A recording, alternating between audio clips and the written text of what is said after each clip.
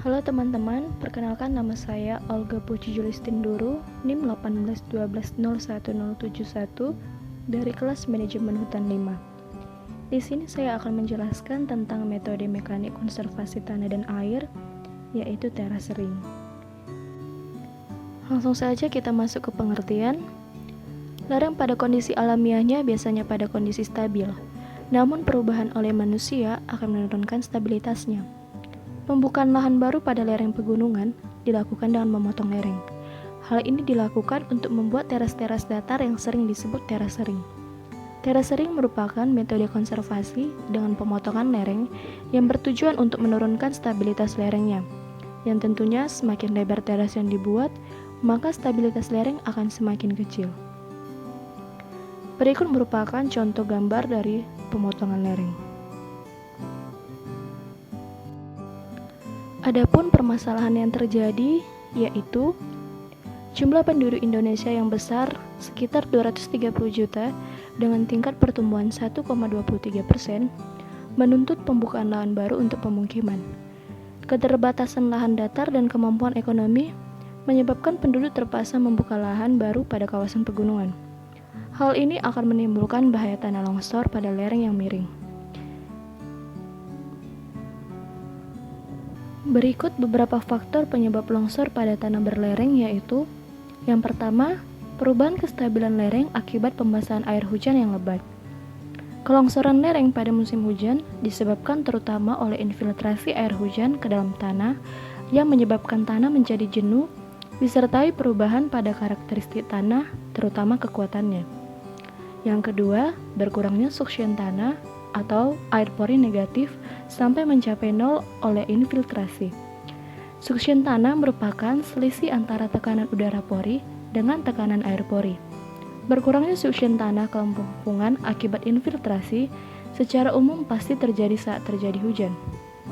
Air yang memasuki tanah yang kering berasal dari permukaan tanah, dengan jalan masuk yang tetap yaitu pori-pori tanah. Meskipun jumlah pori-pori dapat dianggap tetap, tetapi volume pori dapat berubah-ubah.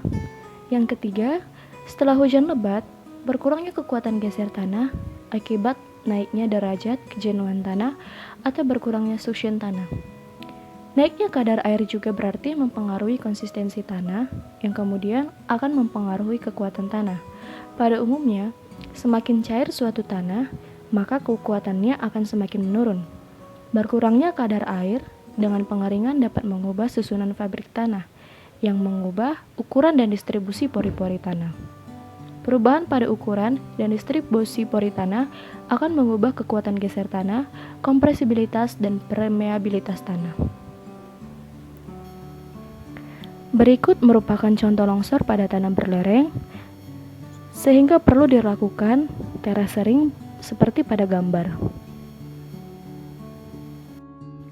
Hasil yang diperoleh yaitu semakin curam kelas kemiringan lerengnya, maka lebar teras semakin sempit, tinggi teras semakin tinggi, lebar pematang sawah semakin lebar, tinggi pematang sawah semakin tinggi, tinggi talus semakin rendah, dan sudut kemiringan terhadap bidang vertikal semakin besar.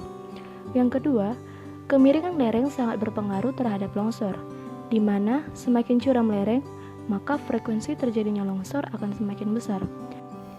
Yang ketiga, adanya tanaman penguat teras seperti rumput gajah dan tanaman padang juga dapat mempengaruhi kestabilan lereng.